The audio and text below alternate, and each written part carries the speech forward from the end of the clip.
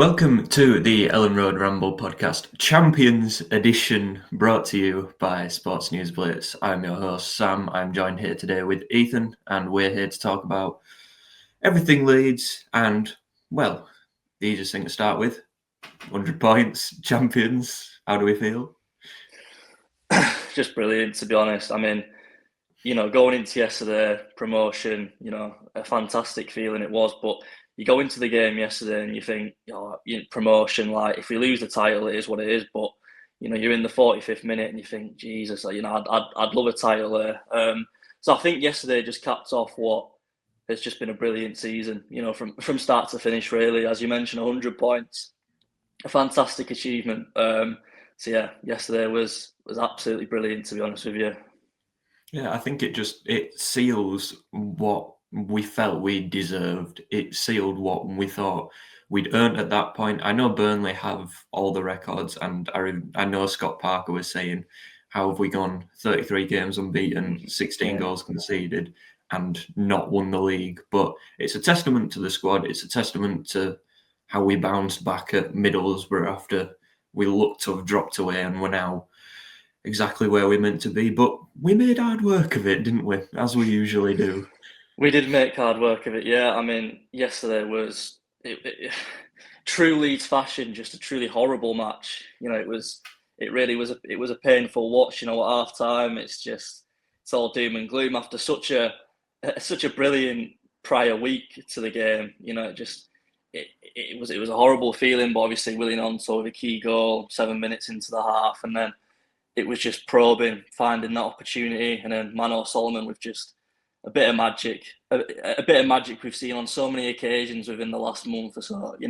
Mano Solomon really has stepped up to the occasion, and yesterday was just, I guess, the final piece to that, the concluding matter. Really, really tough game to watch. Plymouth were, stern side, nothing to play for, but it really did appear that they had everything to play for. They didn't want a title celebration on their pitch. So it was a tough game, but it just so buzzing to get the job done. Yeah, it did feel like after a week of 10 goals scored, no conceded, it felt like we did the opposite to what we usually do. We usually make the promotion side the really hard bit, and then we kind of just drift away going, right, we've done this now, we can just settle. And it felt like we'd done that in the previous week. And then we come to this fixture, and obviously we had a warning shot early on before Bundu scored, and then proceeded to hit off the post and onto Sam Byram's unfortunate shin. But it was weirdly, I didn't feel like we weren't going to score, even after the disallowed one, which, I mean, I'm sure we'll talk about the officiating in the Championship in general at some point, but it felt like it was coming, and it felt like we hadn't had that chance, in a game. And when the ball was threaded past the challenge to Solomon, it felt like it was going to happen. And honestly, I can't think of a goal I've celebrated in a more dramatic fashion at any point. No, I mean, I remember saying to my dad it was about the 75th minute, and I just felt, I think it was shortly after that offside goal, which obviously we'll speak about in a little bit more depth. But I remember thinking, like, we're going to get a chance here. Plymouth weren't really in the game at all. It was just a case of staying in it for Plymouth. I just felt we were going to get that one chance, and I'm just so glad that one chance fell to Solomon. There's no player on that pitch that I'd rather that chance to fall to. Respectfully to the likes of Patrick Bamford and Mateo Joseph, who have suffered bit part seasons in front of goal. But no, I'm so glad that it was Solomon who had that chance. And it was just pure and utter pandemonium at Pride Park, or whatever Plymouth Stadium is. I think Pride Park is actually. That's the one, yeah. Sorry, We've Plymouth had pandemonium at Pride Park in the past. We're all right. To be fair, true. To be fair, it probably was pandemonium around them ends. To be fair, a good little survival for Derby County, but this is Leeds United, so. You would have like you mentioned, you would have thought Plymouth had the chance to stay up with the way they were playing and the way they were performing. But I think that's probably a testament to the form. They've beaten Coventry, They beat Sheffield United, which obviously massively helped us out in our promotion charge. And it's like, Yeah. you can tell Rooney ruined Plymouth. Rooney ruined that club to the point where they couldn't be saved. But these last couple of months will give them hope to go, we can come up straight away from League One. We can, whilst the money has moved away in Wrexham and Birmingham, it'll probably be a league of more even proportions, you'd think, come next season. I feel like with Plymouth, it's easy to look at Plymouth's position in the table and think, oh, it should be a cakewalk for Leeds United. But going into yesterday's game, I think Plymouth actually had like the 17th best home record in the league, and obviously they've won their last 3 games at home. I think obviously beating Sheffield United in that as well. So yesterday's game really was not a cakewalk. This was a team in form under a manager that even though Plymouth have been relegated, he will take a lot of plaudits for what he's done since coming in. So far from a cake. There's so many other teams I'd much rather play away from home than Plymouth. So again, credits to Daniel Farke and the side for just getting the job done. Although it was in such a terrible, unbelievable manner, but a terrible watch. But yeah, testament to Plymouth and how they've ended the season, because it was far from an easy match for the Whites. Yeah, I feel like, especially this season, we've always felt like we're going to have that chance. It's been a testament to the resilience of the squad, but it's always felt like at Sunderland, when a team's retreating at 1-1 and you're going, there's going to be a moment. There's always a moment left in the game. And either we score it like we do at Sunderland, at Sheffield United, at Plymouth, or it ends up being like at West Brom, where Dan James skies a shot from about 6 yards and you're going, that's the one. You know it when it comes, and you know this is when it happens. But I'm pretty sure it said we've scored the most goals after the 86th minute in the club's history this season. And I think that's just a testament to we were never gonna give it up. This were our title to lose, and we weren't willing to let go of it. Exactly. Yeah. You mentioned, breaking a record for the most goals beyond the 86th minute, and I think that's been the key for us, and arguably the point of difference to promotion.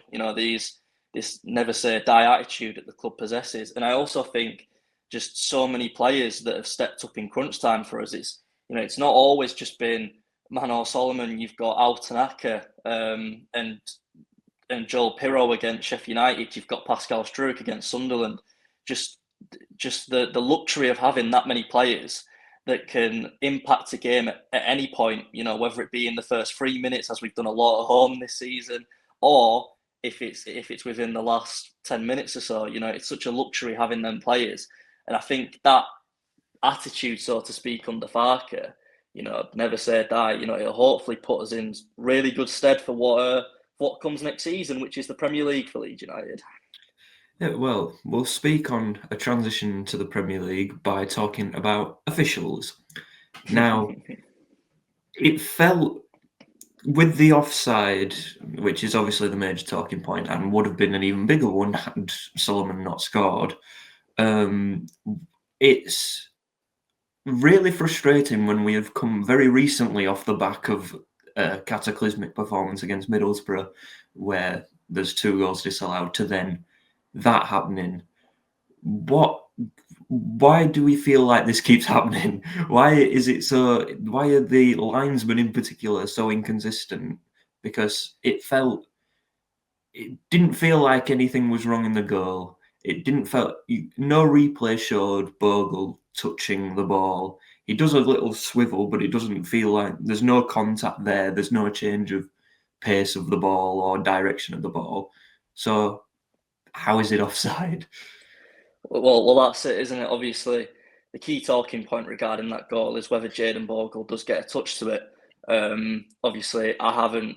I've been in too much ecstasy regarding the Solomon goal. I haven't looked back. I haven't looked back on it, so to speak. But I think if Jayden Bogle touches that ball, then it is offside. But if Jayden Bogle hasn't had a touch of that ball and it goes directly through him into Wilfried Gnonto, then again it's another mistake by the linesman and the referee. it's annoying, and I think I very much had my opinion on VAR for a number of years now. I remember one of the first things when Leeds went down under Sam Allardyce a couple of years ago. I couldn't wait for the Championship because I'd had enough of VAR, and you kind of you see what happened against Middlesbrough, potentially what could have happened yesterday due to poor officiating, and you think, maybe VAR isn't too bad after all because these are massive games. I remember the Middlesbrough one in particular. Yesterday we're already promoted; it's not going to impact anything financially, but that Middlesbrough game away, such a massive game. Millions and millions on the line, and consistently poor officiating. Throughout. It's a financial business as well as a sport, and terrible decisions like that can have such huge consequences. So look, thankfully Solomon got the job done, but yeah, I think yesterday was again another example of a potentially catastrophic error from the linesman. Yeah. It's the one thing I do like about the Championship is just knowing there is one place or two places to look. You look to the linesman if you think it's offside, or you look at ref if you think something's gone on. If neither have done anything, you're free to go mental. Whereas in the Premier League, Yeah. we can be subjected to multiple waits of a long time. I'm glad semi-automated offsides Yeah. are being brought in. I'm glad that's being implemented, and hopefully we won't have any Bamford at Crystal Palace where his forearm's offside again. But it'll be a nice change to hopefully fix mistakes. But then if we start having soft ones put against us, like we have had in the past, it will be one where we're going, we're back in, we want to be back in the Premier League, but we're back to VAR again. Yeah.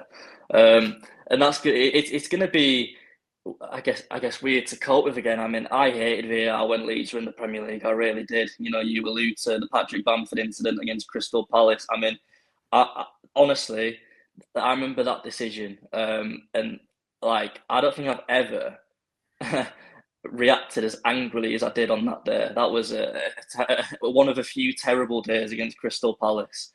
But yeah, look, obviously you mentioned semi-automated assistants coming in, and I think that'll be great for the game. Obviously, you watch it in the Champions League, you see how that operates, and I think the biggest problem with VAR has been the waits and how long it takes to come to a decision. And I think obviously with this semi-automated system, if they can sort out the waiting time, and it all comes a bit quicker for the fans, and obviously the fans are in the know and stuff. I think it'll be a better experience for the actual footballing fan. But yeah, not looking forward to being back in the Premier League when it comes to VAR anywhere. But yeah, that's what comes with it, I guess. Yeah, I feel like it's going to be another adjustment to make. We're going to have to be like, right, this is hopefully this is our norm for the extended future, and just going, we have to deal with VAR. It's there. It's because it's coming. It's not going away. But as long as I'm not stuck with arms being given as offside or slowing tackles down to 0.1 second speed, which makes everything look 10 times worse than what it is. Because if you're not watching it in real time, then I don't see the benefit there. I don't see how you can judge a tackle to be bad if you're slowing the decision down to a speed where the player cannot react in that period of time. But that's the Premier League. Whether you think it's fixed or broken, that's up to you. But I don't think we're gonna see any change. Yeah, I think it has definitely. I think it's improved since Leeds were last in the Premier League. I think things have become a bit clearer.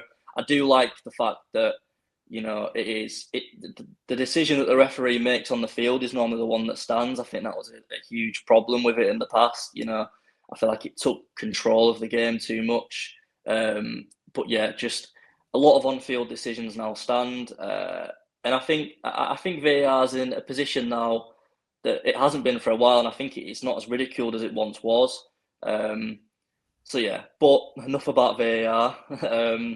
I think it's probably about time we discuss Leeds and what holds in the future for the club. Obviously, I think starting off, a huge talking point ever since we got promoted has been Daniel Farke and what his future at the club is. A lot of rumours suggesting that there's going to be talks coming up within the next couple of days regarding Farke's future, whether he stays, whether he goes. Obviously, all rumours to this point. As of right now, Daniel Farke is the manager of Leeds United. I guess, what are your thoughts on the season he's managed to achieve, and do we back him going forward? I've always felt Farke was the man. I always, when he came in, he was the manager. He's got out of the Championship before. He plays a style of football we want to watch and will be successful with. And I felt he was judged harshly of how we collapsed last year. But then you also go, if he'd had an August which wasn't in complete and utter shambles with Jamie Shackleton at right wing against Birmingham and about 4 players on his bench and a 17-year-old in midfield, it was like he's managed everything really well and really dignified. He's dealt with people who have caused trouble or would have caused trouble well and then reintegrated them, as we've seen with Willie Nonto, who has then obviously been one of the leaders of the celebrations upon the title lift. But it's more just, you can't judge a man off his previous Premier League kind of stints when he had the weakest squad in the league and then was given no money for that. Because I saw the statistic, which was our squad now is worth more than what his Premier League team was worth. Yeah. And we don't exactly think we're going to walk into Premier League and finish 9th again like we did the first year with Bielsa. So it's a case of, I don't think there is any need to replace him. Just back him with the right funds and with the confidence, and it's the best we can do. No, I totally agree. Obviously, you allude there to, I think, one of the main talking points to why he potentially should leave or whatever, and that's the collapse last season. But I think a talking point that many people don't speak about when it comes to what happened last season and how we tailed off towards the end is the fact that we had a lot of young players last season, and not only just a lot of young players who are also undergoing their first full season as a footballer in the sense of being a starter. Crescencio Somerville, as good as he was, prior to that season, had never been a regular starter for Leeds United. He was coming off the bench quite a lot. He had that stint in the Premier League where he scored 4 goals in as many games. But apart from that, was mainly a bench piece for the club. Obviously, Jorginho Ruta as well. Quite a rotation player in Hoffenheim, coming to the club, barely got a sniff. So in a 46-game season where you're playing 3 times a week, it's tough. It's tough to manage that. And I just think it was as much on the players last year as it was on Farke. And obviously the summer that he got dealt an awful hand. And I think it was said recently, there'd have been so many managers who, had they been in Farke's position, would have resigned after about 3 or 4 weeks. The club was in an absolute mess. I remember, we played Man United in a friendly, and it was just a mess. You had Giancarlo Poveda still knocking about. You had Luis Sinisterra playing, who you just knew was going to inevitably leave the club. Key players leaving on deadline day that was out of his control. He was ultimately dealt a really tough hand and came out of that season thriving, really. Obviously it wasn't a great end to it, but it wasn't a bad season. So yeah, look, from my point of view, I think he's the man. I think, obviously, a good example of potentially replacing and improving is Bournemouth. I remember when Gary O'Neill got sacked and they brought in Andoni Areola from Vallecano, and I thought, what a genius appointment. We'd been linked with Areola before. And look, but that could have gone horribly wrong. And these are the risks you've got to bear in mind. If we sack Farke and sign, I've seen the son of Ancelotti been linked, potentially high pedigree, but it could also go horrendously wrong. And I think in Farke, you've got a manager who's got a point to prove. He's been at that level, albeit unsuccessful for whatever reason you might argue. He knows the Prem, and he knows what it takes to survive, in the sense that he's been relegated twice now. He knows the character that he's needed to stay up, because he's seen the character that hasn't stayed up. So I think Farke is the safe bet, and the squad seem to love him. It's a very consolidated squad right now. So yeah, I think, from my personal opinion anyway, I think Farke is the man as of right now. I think that's an important point to kind of push on, is the players going, how would they react to a manager who has got them to 100 points and winning the league, and then you bin them? What loyalty does that show? And if a new manager then comes in and tries to put all his ideals and kind of things on the table, and the squad don't react well to that, we could be in September going, we've lost all the goodwill of the squad, we lost all the confidence in the performance, and you end up sinking like Sheffield United or Southampton or anyone in the past 2 seasons, really. Yeah, I think whatever happens with Daniel Farke, though, I think the board have got to die on the decisions they make. I think obviously the past ownership has obviously very juxtaposing opinions regarding, its time at the club. Obviously, a lot of good parts, Bielsa, but obviously a lot of terrible parts under Marsh, Javi Gracia. I think that their decisions were a bit rushed. I think, they had a January window where they backed Marsh to the hill, spent a lot of money on Marsh-related players, and then sacked him about 8 days later. I think the key to survival is just not making the same errors that we've done last time. And if you're gonna back Farke and you're gonna keep him as the manager of Leeds United, then you're committing to sticking by him through the tough times, and it is going to be tough in the Premier League. So, I think from the 49ers point of view, you've just got to live and die by the decisions you make. And if the decision is for Daniel Farke to remain as Leeds United manager in the Premier League, then so be it. I back them wholeheartedly. Well, that'll quite happily segue into going, who would we sign? Who are the players we want to bring in, and where do we need it bringing in most? Because, in my opinion, we needed a number 10 in January. So that will be the exact same position that I would say we need that creative force to unlock defences in the Premier League, because it's all well and good making our chances in the Championship because we're on the front foot every week and every team defends against us. In the Premier League, that's not going to be the case, and you're facing a much higher calibre of player. So where do we need strengthening?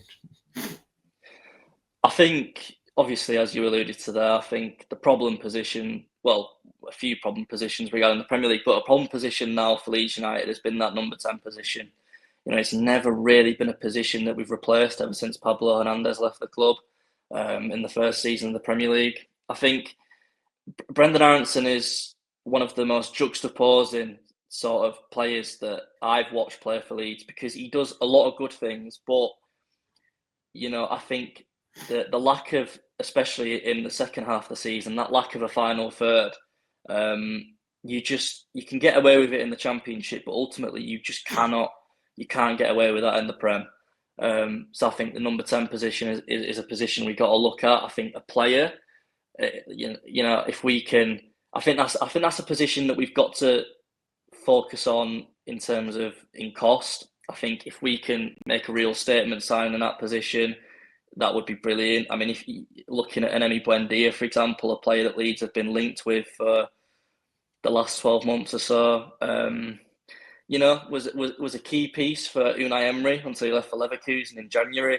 Obviously, going back to Villa now, a lot is dependent on the future of Marco Asensio and Marcus Rashford, whether they stay at the club. But if we're talking about a real statement signing that could come in with Premier League experience, I think Emi Buendia potentially fits the bill. I think another position that obviously we desperately need to look at is goalkeeper.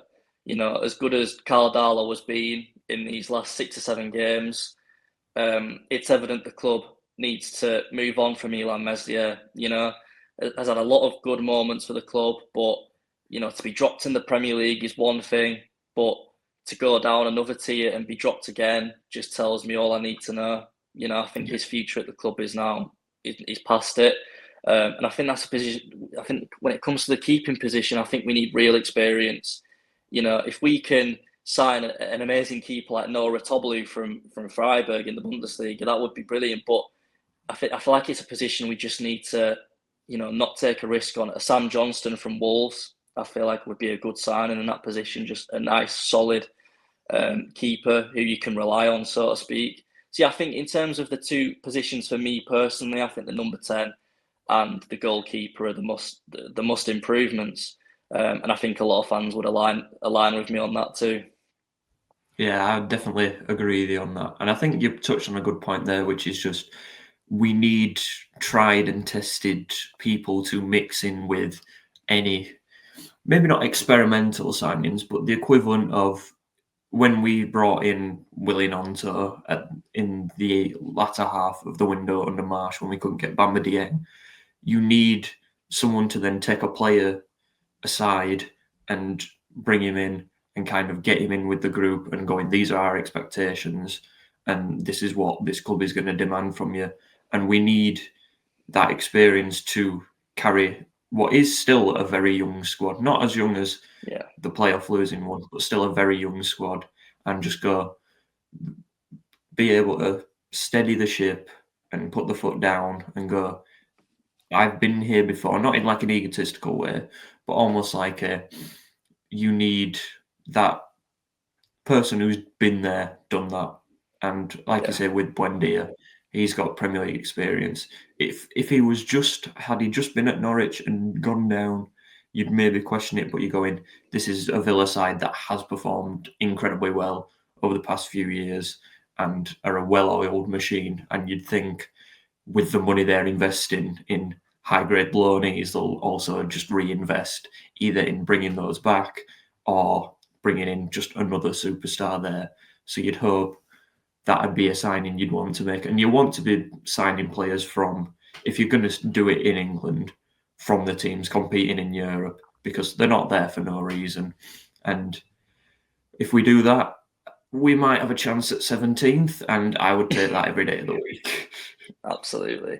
I think another point I'd like to touch on as well regarding the window is obviously under the past ownership, it was very much risk-taking, and that worked out in some instances. But I think in that third Premier League season under Jesse Marsh, signings like I'd like a Mark Rocker, signing players that have had great stints at other clubs, for example, but have then moved on to a Bayern Munich and not done so well. I think the last thing that Leeds United need to do this window is to sign players based on what they can be and instead focus on what they already are, like a Sam Johnston I alluded to.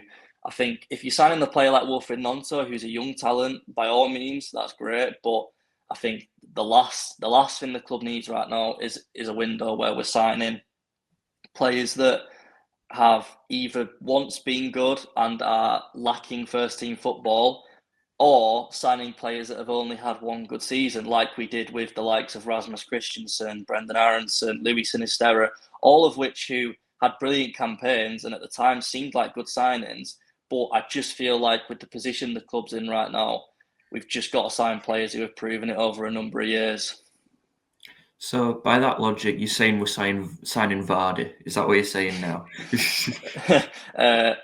I love Jamie Vardy and what he's done for the Premier League, but unfortunately, I think that might be one of the last players on the planet that I'd want Leeds United to sign for that striker position. But a player like Vardy wouldn't be a bad shout. A proven Premier League goal scorer in a sense. Obviously, a bit past it at this point, but yeah, Premier League experience is definitely something that I think the club will look to indulge in this summer. And obviously not Jamie Vardy himself, but a similar profile to Vardy, proven in the Premier League, would definitely be outstanding for Leeds this summer. Yeah, I think my dream signing is a bit ambitious, but I would say Callum Wilson or someone of that ilk who is out of favour. Well, definitely will be out of favour at Newcastle with the players they're going to end up bringing in behind Isak. But you'd hope it'd be one of those where it's like, we just need someone who has done that. Like Forest have managed it with Chris Wood, who's probably had a better season than what he would typically, but he would still provide you 12, 13 goals. And if you're part of an attack that has then got a winger scoring 8 or a winger scoring 10, that's a winning formula for the Premier League. 100%. And yeah, we need that experience. I think that's an outstanding shout, to be fair. Obviously, the risk with Callum Wilson is he's getting on a bit. Had a pretty injury hit season for Newcastle. Hasn't featured that much. But in terms of what I was speaking about, Premier League proven, a proven goal scorer at this level, I think Callum Wilson, I think he ticks every box, to be honest with you. I think if we can look to make a signing like Callum Wilson, I do feel like it won't be a statement signing by all means, but I think it would be a smart signing. And I think, obviously, I think another position, obviously, as we're speaking about now, that we need to improve on is striker. I think Joel Pirro is finishing the campaign off as the top goal scorer and also the player with the most goals and assists in the league. So he deserves his chance in the Premier League, whether that be as a starter or as coming off the bench. You never know. But that striker position is definitely a position the club need to look into because, and I think it's very much dependent on the futures of certain players as well. I think it's, as for the club, you've got to make a decision on Mateo Joseph. Is Mateo Joseph a player that, you believe can make that step up? Is he a player that, you think you can send out on loan and he can progress better? Or, it's been a relatively poor campaign for Joseph as a whole. Do you cash in on him now and, get as much money as you can from whilst his value still at a high from the Spain under-21s? And obviously Bamford speaks for himself. I think the club will probably be looking to move on from Bamford in the summer. He'll be on a large wage, so I think a lot of it will. I think a lot will depend on what he wants to do, whether he values playing football still, or whether he'd just like to take another season of being on a ridiculously high wage. But regardless, I think that striker position is a must sign for Leeds. I think Callum Wilson definitely fits that bill. And we'll end on here. Playoffs. Obviously, it's going to be a great thing to watch in our position because when you're not in it, playoffs are the most exciting thing. When you're in them, it's the most stressful time. But who do you want to go up and who do you think will go up? I think for starters, it's just going to be amazing watching the playoffs as a team that's already been in the Premier League. It is quite literally the best feeling ever to watch all these teams you've been scrapping it out with for the last 12 months and just watching their fans suffer. It sounds horrible, but it's brilliant. But no, I think the team I want to go up, I think is Sunderland for me. I like a lot of their players. I like the fact they've got a young coach. I've also got people in my, so to speak, in my family that support them. I think Sunderland are a big club, and I think it would be nice to see Sunderland go up. However, I don't think they're the team that are going to go up. I think their form recently has been very, very poor. I think their fans have been pretty vocal about that as well. I think for me, the favourite has to be Sheffield United. They've ended the season in okay fashion after a terrible 3-game stretch in April. I think their quality is just levels above everyone. However, I would definitely keep an eye out on Coventry. I think, they've ended the season well. I think they most likely beat Sunderland. And I think they're the team that's coming into the playoffs on the best run of form, really. So I think I'm going to be boring and I'm going to say I think Sheffield United win. I think Sheffield United beat Bristol City quite comfortably. But I'd watch out, and I think they win. But I think I'd watch out for Coventry. I think they could shock a few. I've got the feeling of it's funny watching every playoff team somehow limp into the playoffs as opposed to coming off a rapid back of form. I know obviously Coventry have soared up into the playoff spots, but then they've got into the playoff spots and then fallen away again. And like you touched on, Sunderland are in terrible form. They're not creating anything. They are not scoring goals. They are a shill of a team to the one we played at Elland Road all that time ago. And it's more just, I would want Bristol City purely for a change. I know what you're saying with Sunderland, and it would be nice for another big fan base to come up. Another, you get the Tyne-Way derby up there. Personal hatred of Wilder and Lampard would keep me from Yeah, saying either team, but Bristol City would be nice. I will have to agree with you. I think it's going to be Sheffield United, even though they've fallen away and they have a terrible playoff record. The gap in quality between the sides individually, I feel, can carry them over the line, and I think that's the major thing. Is they have the talent. They have Gus Hammer, who is Championship Player of the Year, however you want to view it, and they have proven they've got 90 points. We got 90 points last year after a terrible run of form, and then proceeded to batter Norwich 4-0 in one of the best performances at season. I don't feel like there is that Southampton in there. There is no four. I don't feel like it's a 4-team league this year. It's been a 3-team league. So I don't feel like they should be going in any doubt that it's their time, because they're the team that has deserved it, even how difficult that is to say. And they are the team that should, on paper, win the playoffs. But we know ourselves, it's never what it should be. yeah. The playoffs is a complete lottery, and I think every Leeds United fan could tell you that. And look, Sunderland go into it on a terrible run of form, but I think, and I think a lot of managers say this as well, is it's completely different to the regular season, the playoffs. It really is. It's just whether you turn up on the day, and I think Sunderland are the only team in the playoffs that kind of have the players to potentially match Sheffield United. You've got Enzo Lafie, Wilson Isidore, Patrick Roberts, all amazing attacking players, and they've got a good defence as well. I think they're the only team that can potentially match Sheffield United in terms of quality. It's just about whether they turn up on the day. So yeah, look, it's going to be a fantastic watch. It's been a fantastic season for Leeds United, and I just can't wait for the Premier League and what it has in store for us. Yeah, it's felt a year too late, but it's been done in the sweetest manner, and you can never take that Solomon goal away from us, and you will never be able to argue that, despite having one of the best Championship teams we have seen in history behind us, we are the ones who have come out on top, and we are the ones who have won the title. So I genuinely couldn't ask for more from this squad. It's been incredible. Absolutely incredible. Well, thank you very much for joining us on the Elland Road Ramble, and we will speak to you soon. Bye-bye.